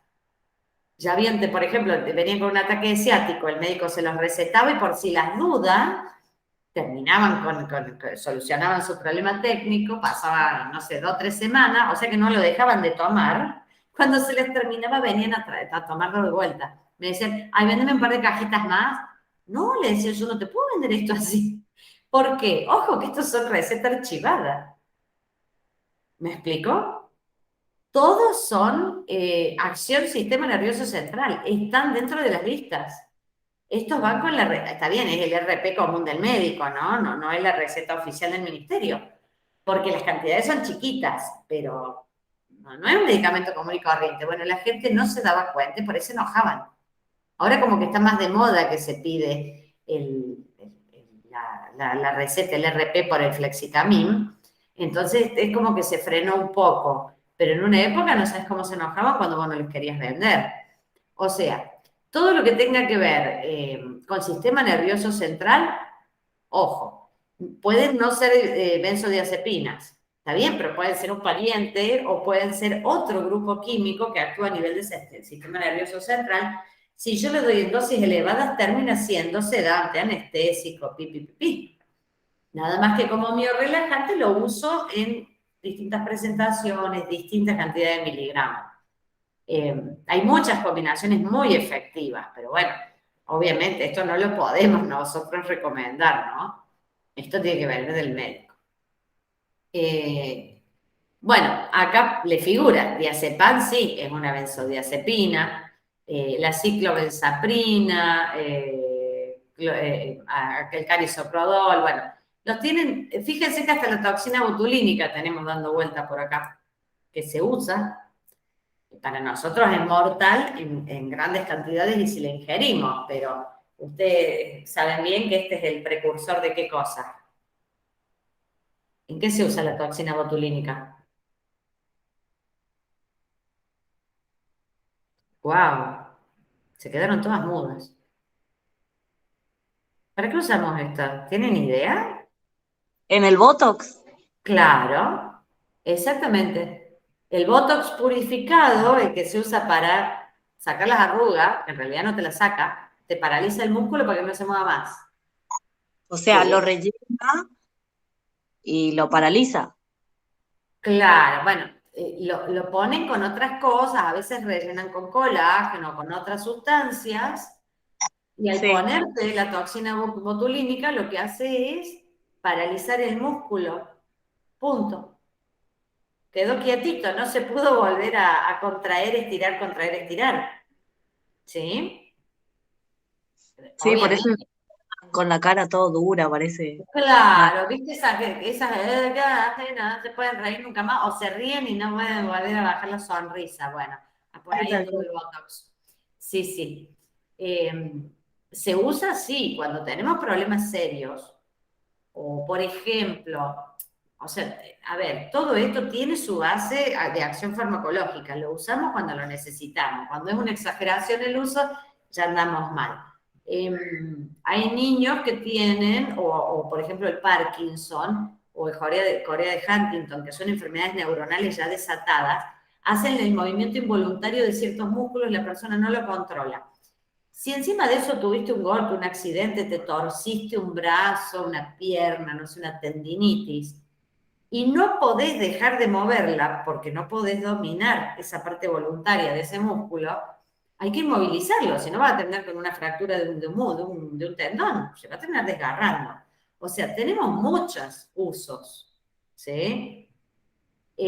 Cuando hablábamos la otra vez de los calambres, ¿sí? Que no es otra cosa que una contracción, un espasmo que se mantiene en el tiempo y termina siendo doloroso. Puede ser varios los motivos. Bueno, en este tipo de personas que tienen estas enfermedades neuronales ya desatadas, pueden llegar a tener unos dolores espantosos. Y lo único que necesitan es relajar el músculo, pero como no lo pueden dominar voluntariamente, tenemos que acudir, por ejemplo, a la toxina botulínica. Y en este caso no es ni analgésico, ni antiinflamatorio, ni nada por el estilo, simplemente evitamos que se contraigan, ¿no? Bueno, acá les dejé algunos que, entre comillas, ¿sí? Son para cosas muy puntuales, como por ejemplo la producción de ácido úrico, que termina provocando la famosa gota, que por ahí decían los abuelos que tenían. Este tipo de enfermedades tiene el uso de un montón de drogas, pero ninguna de ellas es manejable para nosotros. Ninguna. ¿Por qué? Y bueno, porque esto tiene que pasar por médico, por exámenes muy, muy detallados de saber con lujo de detalle qué le hace falta. Y todo lo que sea hueso puede tener patologías desatadas ya como dijimos hace un ratito, la osteoporosis, las artritis reumatoidea, que pueden ser por falta de calcio, pero no en la asimilación. No es que nosotros no comamos y no asimilemos calcio, sino que hay otros problemas. Cuando nosotros vamos envejeciendo, perdemos el balance de lo que entra contra lo que sale. Entonces a veces se pierde más calcio del que el cuerpo puede llegar a asimilar, pero porque ya andan mal algunos procesos metabólicos. Entonces hay una batería digamos, de sustancias químicas, de principios activos, que se usan para, por ejemplo, frenar esa remoción del calcio, que por más que la célula esté viejita, no me la destruya tan rápido mi propio cuerpo porque estamos ya con una persona de edad avanzada y que no va a regenerar fácil la célula. Entonces vamos frenando para no terminar en, por ejemplo, una osteoporosis. Y la osteoporosis no es otra cosa que el hueso, ¿sí? Como lo vieron acá, pero que se va perdiendo masa del hueso y no se repone. Entonces queda como un colador, en vez de quedar como un colador chico, queda como un colador con los huecos muy grandes. Y el hueso se empieza a hacer más frágil. Algunos problemas, por ejemplo, de metabólicos, tiroides, diabetes, pueden acelerar esto en una época que no deberían. O sea, una persona por ahí de 40 años empieza a perder ese balance del calcio del hueso y los huesos empiezan a empeorar su estructura. Pero son patologías que lo están provocando. Por ejemplo, cuando la mujer entra en la menopausia, se dice que hay que controlar mucho la pérdida de calcio por eso, porque no hay estrógenos, que son las hormonas que generalmente durante la vida reproductiva sexual activa de una mujer están en altas concentraciones. Cuando se termina la cantidad de óvulos, ¿sí? Recuerden que las mujeres nacemos con una determinada cantidad de óvulos, no fabricamos más, ¿eh? Tenemos eso y una vez que eso se acaba, se acaba. Entonces el cuerpo sabe que no necesita estrógeno ya, porque no necesita hacer ciclos de menstruación, no necesita más nada en cuanto al sistema reproductivo. Entonces baja la concentración de estrógeno. Y el estrógeno es uno de los principales, digamos, precursores. Es el que da el puntapié para que se reabsorba el calcio y se haga una célula nueva del hueso. Entonces, si yo le quito los estrógenos a un organismo, se empiezan a perder células viejas de hueso y no se reponen. O les cuesta reponer o va más lerdo. ¿Sí? La hormona tiroidea, bueno, hay varias de estas que pueden llegar a traer problemas, por ejemplo, derivados después del día de mañana en la osteoporosis. Hay varias, la quinina, ¿sí? Que es una plantita. ¿Saben qué gaseosa se hace con quinina? Para que vean, yo siempre haciendo, para que ustedes se den idea de los alimentos que tenemos dando vuelta. ¿Qué sabor de gaseosa usa la quinina para saborizarla, justamente?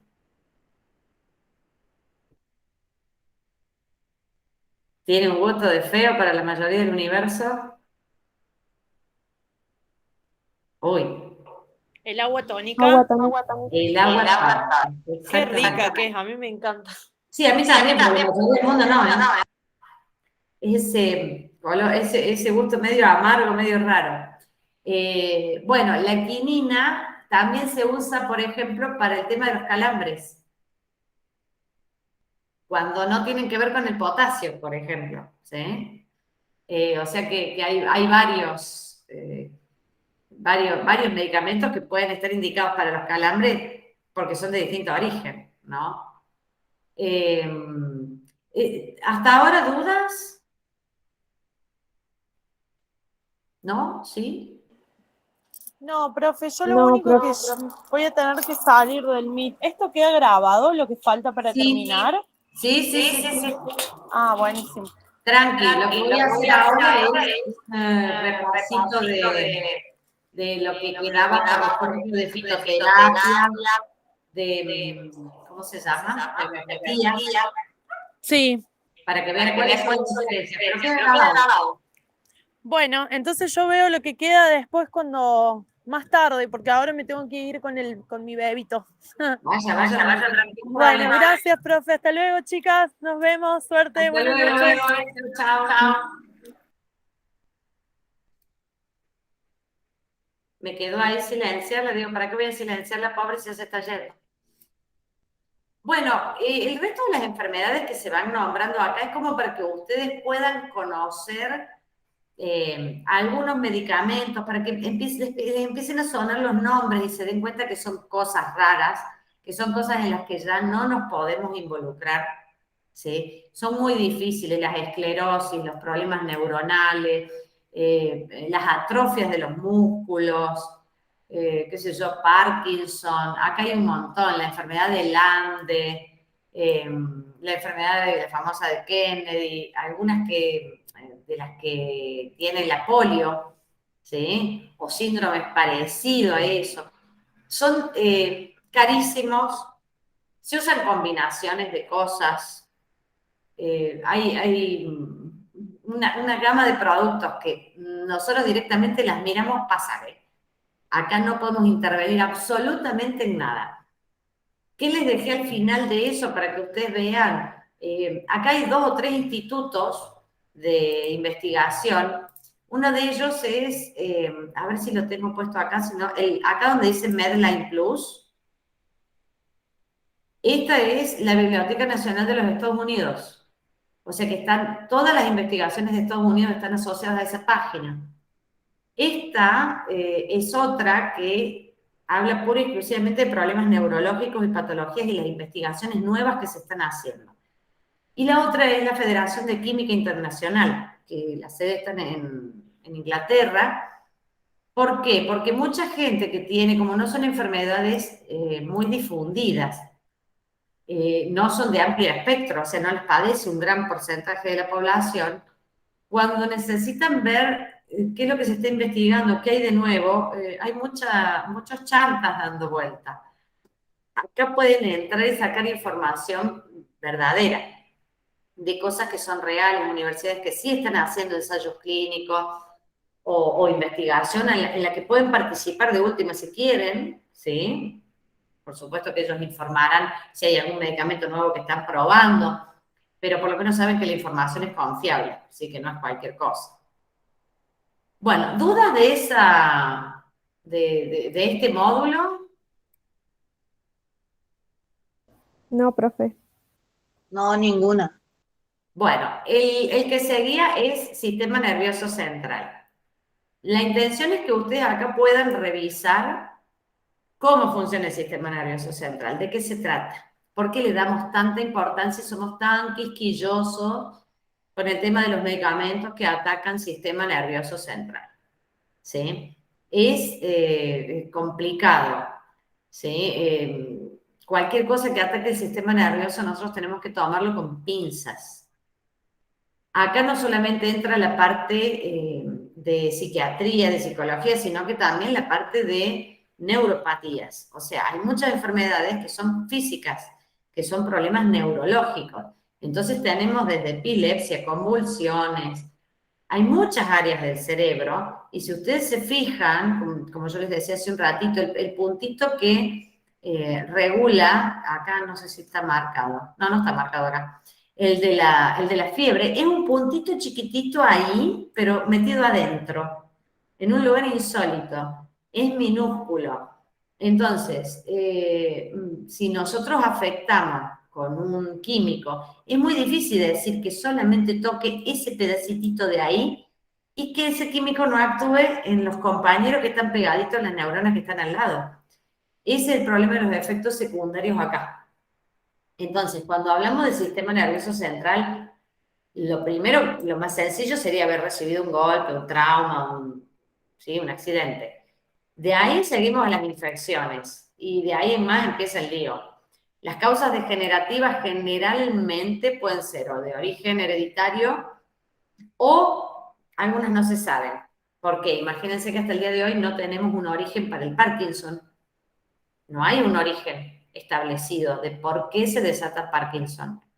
¿Por qué lo desata una persona de 60 y por qué lo desata una persona de 30? O sea, todavía no le encontraron el causal a muchas de estas enfermedades degenerativas.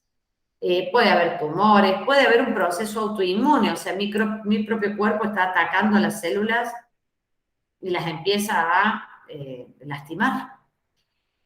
Acá les puse un videíto, está nombrado un videíto que ya voy a ver si lo puedo bajar y lo puedo meter con un enlace de YouTube, a ver si lo pueden entrar directo, de cómo funciona el cerebro. O sea, nuestro cerebro va aprendiendo. El otro día uno de los chicos me mandó un mensajito y me dice que era cierto eso de que están consiguiendo que las neuronas se regeneren y que siempre venimos diciendo que las neuronas no tienen reemplazo. Es como quizás un poquito confuso, en realidad las neuronas no se reemplazan, ¿sí? Se muere una neurona, se muere. No hay forma de revivirla, ni de que el cuerpo cree una neurona nueva y la pongamos de vuelta ahí, en ese hueco. Lo que sí hace el sistema neuronal es tener como bracitos, ¿sí? En especial estas neuronas. Hay neuronas que empiezan con el cuerpito de la neurona acá arriba y el bracito puede llegar hasta el dedo gordo del pie. Por eso tenemos esto desparramado por, digamos, figura este grafiquito, donde el haz de neuronas pasa por todas las vértebras de la columna porque llega hasta el dedo gordo. O sea, nosotros cada vez que recibimos una sensación, frío, calor, dolor, lo que vemos, lo que oímos, todas las sensaciones, todo lo que recepta esas señales que pueden ser químicas, las lleva un haz de una neurona. O sea, el cuerpo, ¿sí?, de la neurona tiene un bracito que puede venir desde acá abajo y subir, subir, subir, subir, pasa por toda la columna y llega a la parte gordita de la neurona. A ver si tenemos una neuronita por acá, me parece que la puse en algún lado. Esto que ustedes ven acá, ¿sí?, este es el cuerpo de la neurona. Y esas patitas, por así decirlo, se llaman axones. Estas. Estas son las que llegan a otras neuronas o viajan como esta otra, viaja, viaja, viaja, viaja, viaja, y llega a la punta del dedo gordo del pie. ¿Qué pasa en nuestro cerebro? En nuestro cerebro tenemos unas cortitas, no tienen patitas tan largas. Si una de estas se muere, por ahí las compañeras que andan por acá alrededor estiran estas patitas y logran comunicarse con la que estaba por acá, por más que esta no esté. Entonces lo que creció fue la patitas, se extendió, ¿me explico? Intentó llegar a la otra, pasando por un hueco. Pero eso se puede hacer si hay un hueco. Ahora, si yo tengo una que se murió, otra, y el hueco es demasiado largo, no puede estirarse tanto esta neurona para cubrir el espacio de 3, 4, 5 neuronas que desaparecieron. Lo que suele hacer el cerebro es reeducar el camino. Pero eso no quiere decir que hayamos creado neuronas nuevas.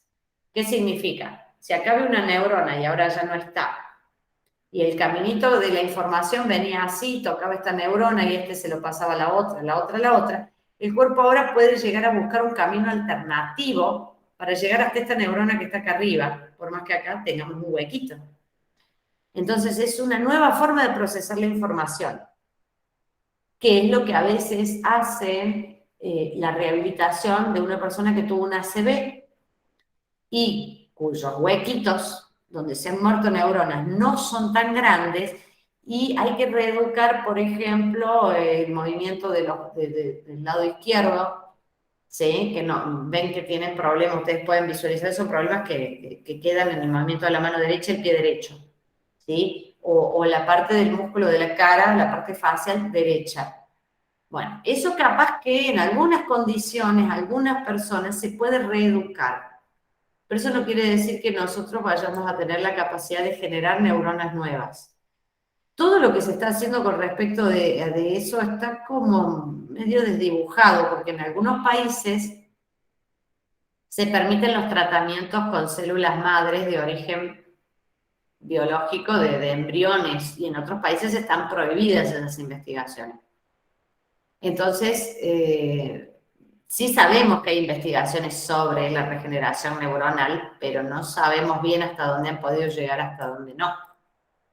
Entonces, nosotros tenemos neuronas, que sería nuestro sistema nervioso, el central periférico, ¿sí?, o el sistema nervioso periférico y el central. Cuando hablamos de somático, estamos hablando del cuerpo, ¿sí? Y ahí es donde tenemos dos sistemas. ¿Cuál? Las neuronas, que las vamos a llamar sensoriales, que son las que llevan, ¿sí?, de todo el cuerpo la información hasta el sistema nervioso, y las motoras, que son las que nos ayudan a mover los músculos en la periferia. Acá esto es como a manera para que ustedes vean cómo se distribuye el sistema nervioso central. Es imposible que se acuerden de todo esto, cómo se llaman los nervios. Es para el que le interesaba, ¿sí?, ver cómo funciona nuestro famoso sistema nervioso. Todos los órganos, todos los tejidos, los músculos, la piel, todo le manda información al cerebro, sí o sí. Lo que pasa es que cuando el central tiene que ejecutar funciones de preservación de la vida, no les pide permiso a nadie. Y eso es lo que nosotros llamamos sistema nervioso autónomo. Nosotros no podemos influir en eso prácticamente. ¿Sí? Son cosas que se dan sí o sí. Por supuesto que están reguladas, pueden aumentar o disminuir esas señales según el estado del organismo. Si ustedes tienen miedo y tienen que salir corriendo, bueno, el sistema nervioso autónomo va a hacer que la parte simpática actúe en el corazón de tal forma, en las venas de tal forma, pero nunca va a dejar de latir el corazón. ¿Sí? Se puede acelerar o disminuir, pero no otra cosa. El periférico es lo que generalmente agarra todo lo que es voluntario. Entonces, los órganos de los sentidos, los músculos voluntarios, se manejan por el sistema nervioso sensorial o motriz. Acá es donde empiezan a salir todas estas palabritas raras que para nosotros no son otra cosa que mediadores químicos, son señales que de una neurona a la otra van transmitiendo qué es lo que tiene que hacer o qué orden tiene que darle el cuerpo. Entonces ahí aparece la famosa histamina, la serotonina o el mediador químico de la satisfacción, ¿sí? Que nos pone contentos. El GABA, que no es otra cosa que un ácido que se llama ácido gamma amino butírico, como es muy largo, le decimos GABA. Acá hay muchos sobrenombres, donde achicamos nombres demasiado largos con una sigla. Acá empiezan a actuar la dopamina, la adrenalina, la noradrenalina. Una sustancia es liberada por una, digamos, una neurona y llega esa sustancia química a la otra neurona y provoca un efecto y así, como si fuera una cascada. A su vez, esa neurona libera más sustancias químicas o la que es necesaria en ese momento. Esa se mueve a un espacio digamos, una distancia muy cortita y ya toca la otra neurona y así se van estimulando una contra otra. Eso es el impulso, digamos, de conexión neuronal. Si las neuronas no están o se me mueren, es muy difícil que eso pase. Por eso necesitamos que estén, como quien dice, no solo cerquitas, sino sanitas. Acá les hice una listita de los aminoácidos para que sepan de qué se trata. ¿Sí? ¿Qué es lo que hace cada una de ellas? Por ejemplo, la acetilcolina, ¿sí? Está implicado en los procesos de la memoria. Está en la parte de las glándulas, la distribución del sistema nervioso central. Cada una de ellas cumple más de una función. Lo mismo que la dopamina. La dopamina le decimos que es la parte inhibitoria de algunas células. ¿Y qué es lo que hace? Bueno, es la que me da a mí la sensación de placer, ¿sí? Los estados de ánimo placenteros, pero también regula la parte del control motor de los músculos. Por ejemplo, si vamos a la serotonina, ¿sí? Regula parte del sueño, no solo el estado de ánimo, ¿sí? Y la flexibilidad cognitiva, o sea, hace que una persona pueda aprender más fácil, está más despierta, ¿sí? Es como que está más enfocado en lo que está haciendo. Tiene que haber un cierto nivel de serotonina en el cerebro. Pero también regula el impacto de las emociones, tiene un poder excitatorio y regula la temperatura y el agua. Sí, Jessy. Profe, me tengo que ir por un temita acá con mi nena.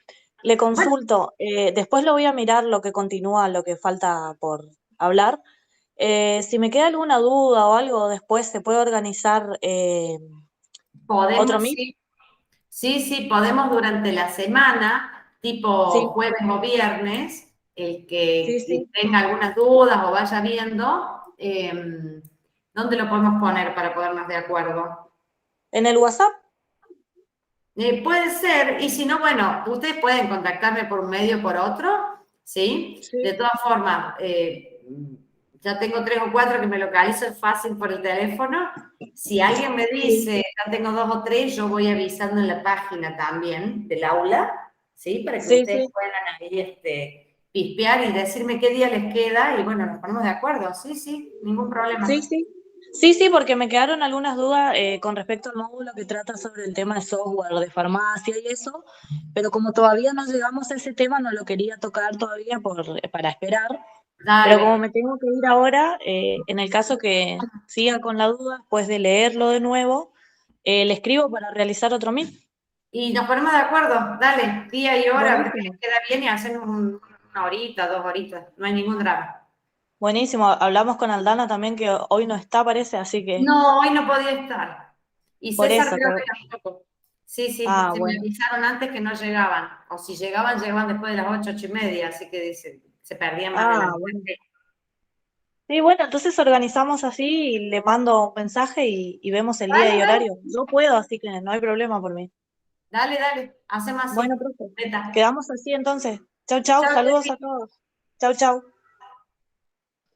Chao. Bueno, fíjense, acá, por ejemplo, en la farmacología general, la mayoría de los que tienen que ver con el sistema nervioso central, digamos que un gran grupo, nosotros ya estuvimos viendo psicotrópicos y estupefacientes, ¿sí? Pero, ¿qué incluyen? ¿Qué acción farmacológica? Bueno, los psicotrópicos ya dijimos, sedantes, eh, toda la parte que tiene que ver con analgesia, todo lo que tiene que ver con inducción del sueño. Puede haber anoréxicos, o sea, que quitan el hambre, ojo, hay un grupo grande que se puede usar para esto, pero están terriblemente regulados, con esto no se juega. Fármacos empleados para tratamientos de drogadependencia. Cuando yo tengo una persona adicta a un fármaco, no se lo puedo retirar de golpe, y más si es, por ejemplo, un opioide. Tengo que ir balanceando el desfasaje de químicos que provocan en el cerebro, retirando uno, pero poniendo otro. O sea, es muy difícil, son tratamientos muy difíciles. Hay algunos para aumentar la actividad del cerebro, ¿sí? Hay otros para, por ejemplo, contrarrestar síntomas de vértigo, de inestabilidad de posición, otros para las epilepsias, o sea, las convulsiones, otros que se usan para tratamientos degenerativos de neuronas, depresores del sistema nervioso central para personas que tienen una excitación extrema, que también eso puede llevar a desatar, por ejemplo, convulsiones, y toda la parte de analgésicos opioides. Entonces acá pueden ver qué son los antidepresivos, pero esto, insisto, es a nivel informativo, para que ustedes sepan de qué se trata y cuando vean que alguien llega con, qué sé yo, amitriptilina, una benzodiazepina, ustedes sepan que están dentro de una familia. ¿De quién? Ojo que son ansiolíticos, ojo que son antidepresivos del sistema nervioso central, los famosos inhibidores de la MAO, de la monoaminoxidasa, ¿sí? Que lo que hace es esta hormona, perdón, esta enzima, es sacarnos de encima varias hormonas, las destruye, y la dopamina ayuda a eliminarla para que no esté constantemente en el sistema nervioso central y excitando las neuronas.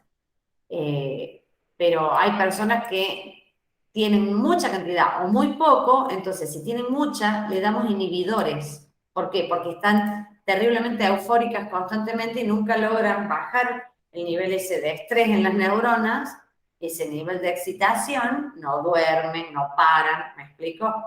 Las psicosis suelen pasar eso, entonces también se pueden dar como antidepresivos, como una mezcla. Vieron que algunas personas que están deprimidas tienen el efecto contrario. En vez de estar con angustia, sueños y ganas de llorar, son esas personas que están eufóricas hasta el punto que no paran nunca. Padecen de insomnio, no duermen. O sea, son los dos extremos. Después de muchos análisis, verá un médico a ver cómo es el tratamiento mejor, por ejemplo, para una depresión. Acá salen las sales de litio, ¿sí? Todas las benzodiazepinas y una que otra información sobre con qué cosas no deben combinarse. Recuerden, todo lo que sea sedantes, analgésicos, opioides, no se combinan unos con otros, no se toman con ningún depresivo del sistema nervioso central, no se toman con alcohol. ¿Por qué no se toman con alcohol? El alcohol es un depresor del sistema nervioso central. el primer efecto del alcohol, los primeros 5 o 10 minutitos, puede ser de euforia, está todo bien, pero cuando a medida que va aumentando la cantidad de alcohol en sangre y ese alcohol llega a esa concentración al cerebro, actúa como un depresor del sistema nervioso. Entonces, si ustedes están tomando una benzodiazepina, por ejemplo, un clonazepam, un alprazolam, se suman los efectos y se deprime más todavía el sistema nervioso central. Entonces, con cualquier psicotrópico no se debe combinar, por ejemplo, el alcohol. Bueno, la idea de esto es que lo revisen a ver si les sale alguna duda, pero es a título informativo. ¿Por qué? Porque nosotros acá no podemos influir absolutamente en nada. Sí, para que conozcan un poco los nombres de las drogas, ¿sí? A ver de qué denominación tiene, la risperidona, la sertralina, para que empiecen a asociar, porque estas son complicadas y todas ellas llevan en su gran mayoría, ¿qué cosa? Receta archivada. La mayoría lleva o la del ministerio o por lo menos, mínimo, el RP del médico, ¿sí? Justo se me fueron las chicas y no alcancé a mostrarles. Bueno, acá tienen una serie de, una por una, de las que se usan para epilepsia, las que se usan para, bueno, las depresiones en general, los depresores del sistema nervioso central, los ansiolíticos. Están nombrados como para que ustedes puedan ir viendo quiénes son, ¿sí? Cuál es el cuidado que hay que tener con todos estos. Y yo les había traído en una fotito esta. Miren. Esta que se ve acá, ¿sí? Es la receta que se usa hoy para los estupefacientes en Córdoba. Ustedes verán que son 3 cuerpos exactamente iguales. Y tenemos el sello de la provincia de Córdoba, Ministerio de Salud, recetario oficial, pipipi, y acá el médico tiene que llenar todos los datos. A mí lo que me interesaba que ustedes vieran era esto. Miren. Nombre y apellido del paciente, domicilio. Nombre genérico, concentración y forma farmacéutica. La dosis que tiene que tomar por cada toma, supónganse, 3 comprimidos cada 6 horas, 8 horas, 12 horas, 24 horas. Días de tratamiento, máximo 10. O sea, en este caso, los estupefacientes lista 1 y 2, es eso. Fecha de la prescripción, firma del médico, sello del médico. O sea, yo acá tengo que tener, por ejemplo, no sé, el nombre del genérico, la concentración, 400 miligramos, comprimido, jarabe, todo. Y acá puedo sugerir una marca comercial si quiero, entre paréntesis. Los 3 cuerpos son iguales. Dice, cuerpo para la autoridad, cuerpo para la farmacia, cuerpo para el prescriptor. Esto, así como está, yo lo tengo que recibir, puño y letra del médico impecable. ¿Sí? Sí o sí, si no, no se efectúa la venta. Eso sería la famosa receta del ministerio, ¿no? Bajo venta supuestamente controlada. Bueno, ¿quieren tomarse 10 minutitos?